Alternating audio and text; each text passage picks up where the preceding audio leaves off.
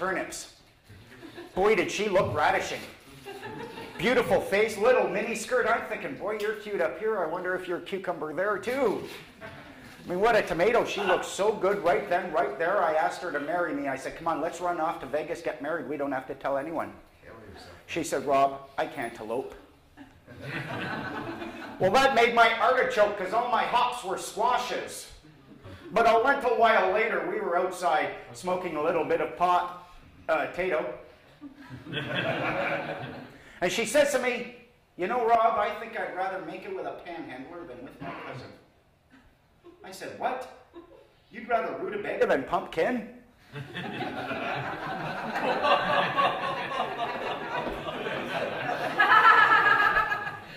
Well, then she says to me, Rob, this is going to have to be our last date. And I was like, why? She said, well, Rob, partially because your car's too small, partially because you're just too darn corny. And I've got to admit, I probably yams. But I gave her my number anyways, just in case she ever wanted to call a Robbie.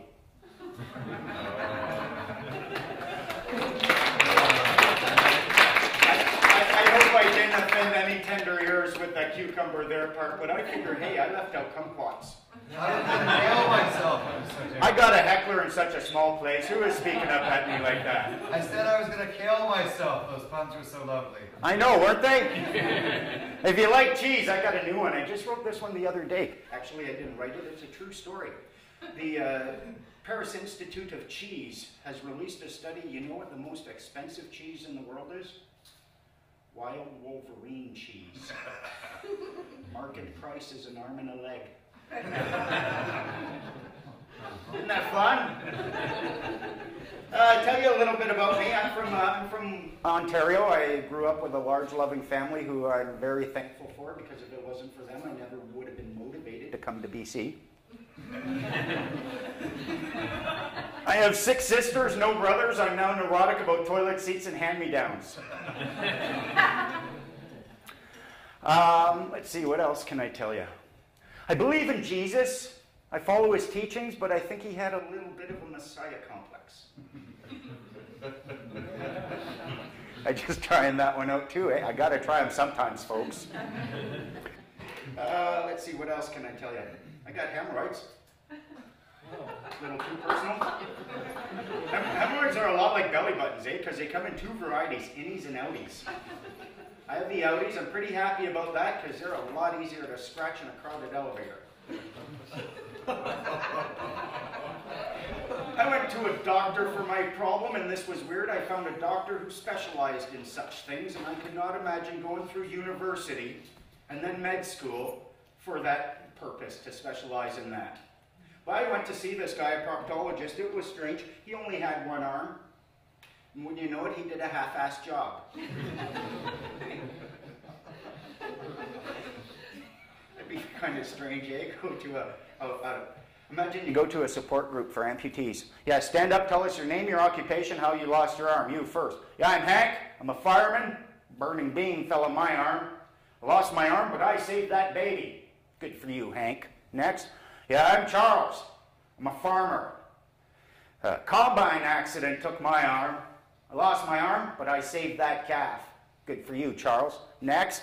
Yeah, I'm Herbert. I'm a proctologist. Stop right there, Herbert. But I saved the Rolex. Yeah, I think we're living in very weird times, folks. Very, very weird, very interesting times. Who here fundamentally feels that the government is a little bit out of control? That our country is headed in the wrong direction? Who here trusts the politicians and the cops and the lawyers? No one? Come on, where's all the hands now? What I have found, when I did my studying, I ended up sitting down, what I realized is we go through our entire lives, and a lot of us, we want to be proper Canadians. We want a good country. But what happens if pirates, end up hijacking our ship? And that's what it seems like to me. It looks to me like our servants have tricked us into wearing the aprons for them. And the way they've done this, what I found, who here has a social insurance number? Who here has a driver's license?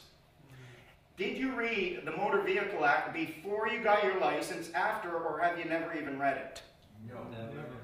Now, if I were to tell you that it's actually completely lawful for you to get in a privately owned automobile, an unregistered automobile, get on the road, travel from point A to point B without a permit, without a license, without insurance, this would be kind of strange to you, wouldn't it?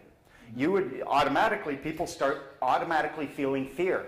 Oh, if that's the case, what happens if I get in an accident? What happens if we have incompetent people on the road? But I don't think it's about competency. I think it's about control. We have given ICBC the power to regulate any commerce on the highways, and that's a good thing. We do want to regulate that. But that doesn't mean that everything on the highway has to be commerce. We have every right in the world. My first book that I wrote, I was trying to get some action, I tried to go to my MP, my MLA, that just gave you a big brush off. You couldn't get through to anyone, so I wrote a little book. I saw what they were doing. Kids, cover their ears. It was titled, Submission Application Registration Means Drop 'em, Bend Over, and Don't Expect Lube, How the Government Really Gains Power. They get your signature on documents with the word application, submission, registration on everything, your car, your property, your children, for Pete's sake. When they do this, a legal title is transferred to them.